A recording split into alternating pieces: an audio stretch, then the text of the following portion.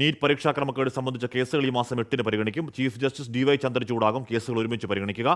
30 ഹർജികളാണ് സമർപ്പിക്കപ്പെട്ടത്. വിവരങ്ങളുമായി രാധാകൃഷ്ണൻ. RK, ആ കേസിലെ വിധി എന്താണ് എന്നതിലൊക്കെ അപ്പുറം ആ കേസ് പരിഗണിക്കുമ്പോൾ സുപ്രീം കോടതിയിൽ നിന്നുണ്ടാകുന്ന രാജ്യത്തെ നീറുന്നൊരു പ്രശ്നമെന്നുള്ള നിലയ്ക്ക് പരാമർശം പോലും അതിപ്രധാനമാകും. RK.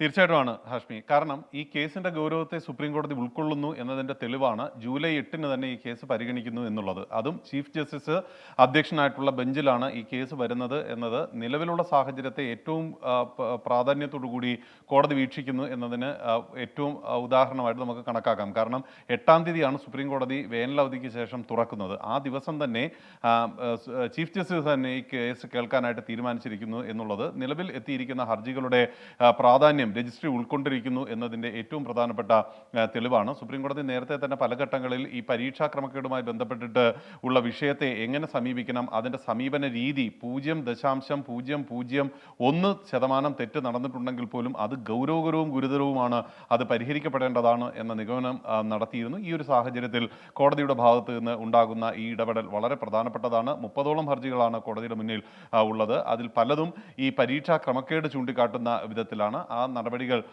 ഒരുപക്ഷെ ഹാഷ്മി സൂചിപ്പിച്ചതുപോലെ കോടതിയുടെ ഭാഗത്തു നിന്നുണ്ടാകുന്ന നിരീക്ഷണങ്ങൾ അതീവ പ്രാധാന്യം അതുകൊണ്ട് തന്നെ ആവുകയും ചെയ്യുന്നു. ഹാഷ്മി, ഓക്കെ. അപ്പോൾ ഏറ്റവും പ്രധാനപ്പെട്ട ഈ കാലത്തെ ഏറ്റവും പ്രധാനപ്പെട്ട ഹർജികൾ കോടതിക്ക് മുന്നിലേക്ക് എത്തുകയാണ്. കോടതി എന്തു പറയുന്നു എന്നുള്ളത് കൂടി രാജ്യത്തിൻ്റെ ആകാംക്ഷയാണ്.